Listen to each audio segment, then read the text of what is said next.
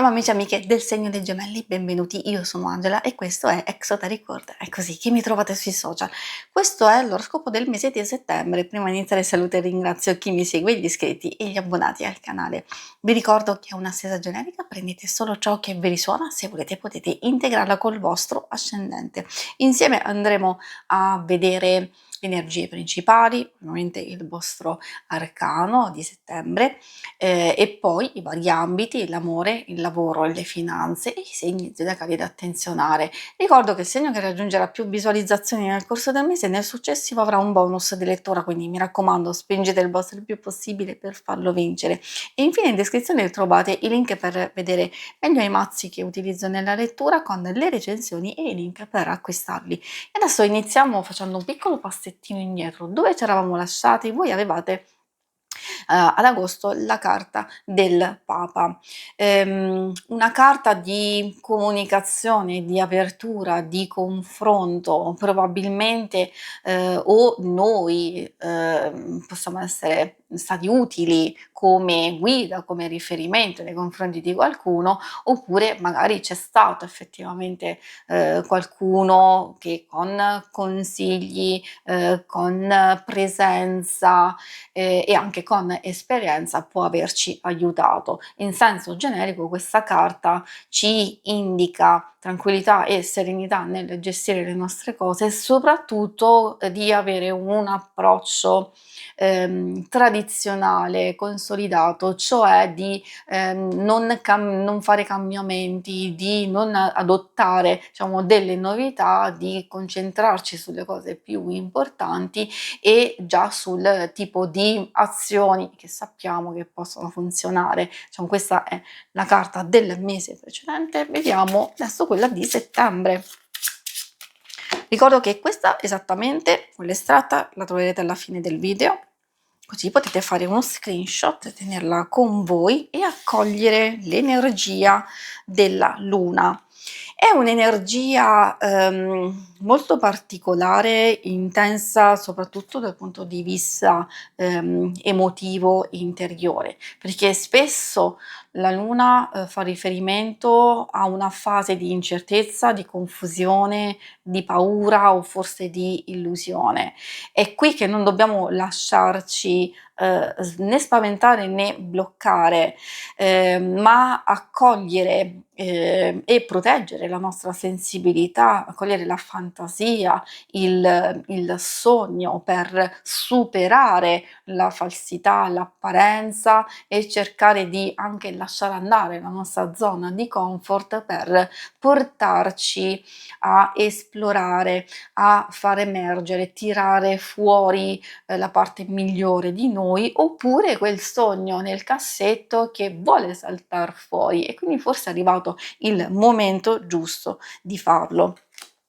Allora, qui mettiamo la nostra carta, andiamo a vedere adesso le energie principali del vostro mese. Queste vi aiuteranno a capire come gestire le varie situazioni, per esempio sapere che all'inizio avete l'energia del 9 di denari e in questo caso indica comunque un buon inizio, perché questa carta ci parla di potenziamento, quindi abbiamo la possibilità con prudenza, con pazienza di ottenere e mantenere soprattutto un risultato, un guadagno, la sicurezza, far crescere ed evolvere forse un qualcosa che abbiamo già a disposizione, perché appunto parla di benessere, ci parla di potenziamento e di consolidamento di un risultato. Quindi sia se l'abbiamo ottenuto precedentemente possiamo continuare in questa stabilità, sia magari è proprio un qualcosa che avverrà i primi giorni del mese. Poi troviamo l'otto di coppe. Ecco, qui c'è un'energia abbastanza particolare perché l'otto di coppe prima di tutto ha a che fare con un cambio di direzione.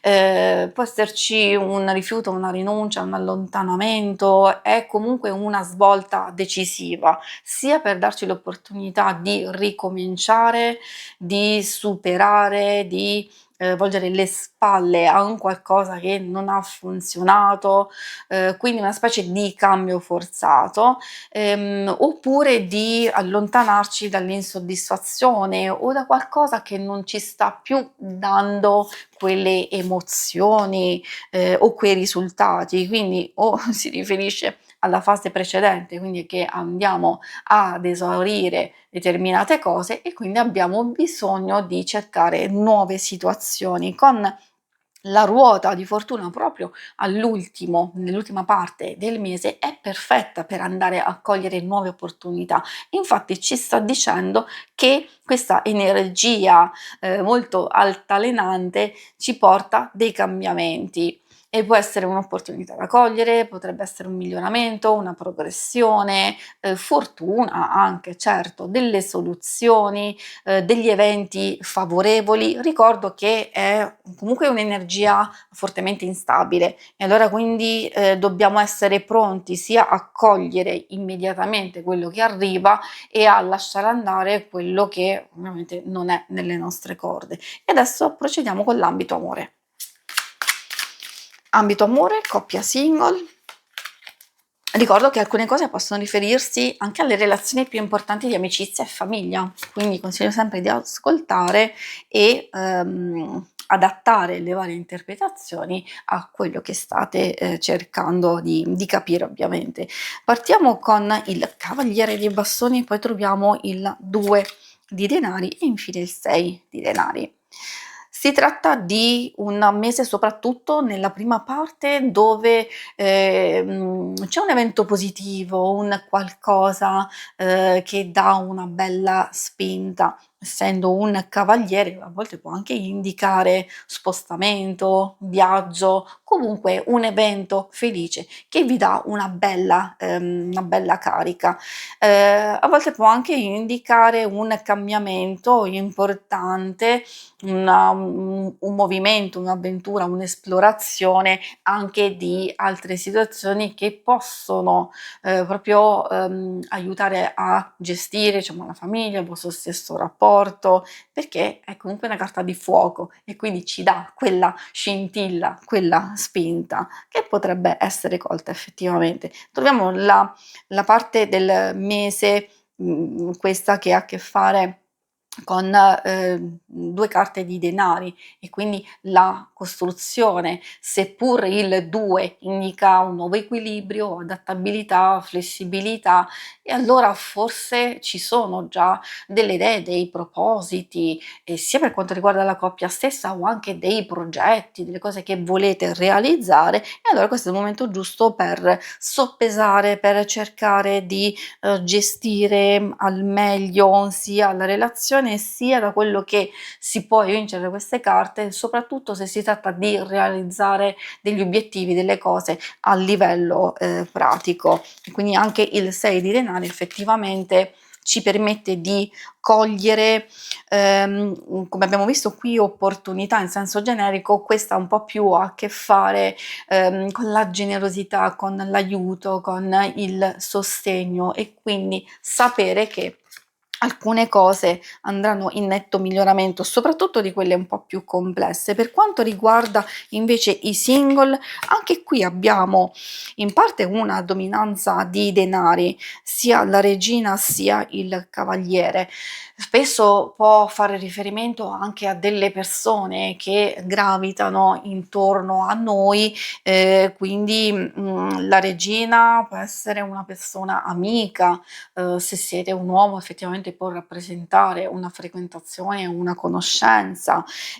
Troviamo anche il cavaliere, quindi ci sono varie possibilità un po' per tutti, sia di conoscere, di portare avanti una frequentazione se già c'è, se invece c'è stata una conoscenza, quindi un qualcosa che può iniziare o essere iniziata sotto forma di amicizia, allora il cavaliere ci fa intuire, e anche la stessa temperanza, che qualcosa sta avanzando, seppur lentamente, pian pianino, va avanti. Se non c'è proprio niente, magari queste possono anche indicare il rivedere, risentire, recuperare, diciamo un'amicizia precedente o anche una conoscenza e che avrà un lento sviluppo, quindi magari come vi dicevo, può, nascere e svilupparsi in tutta questa fase come amicizia e poi andare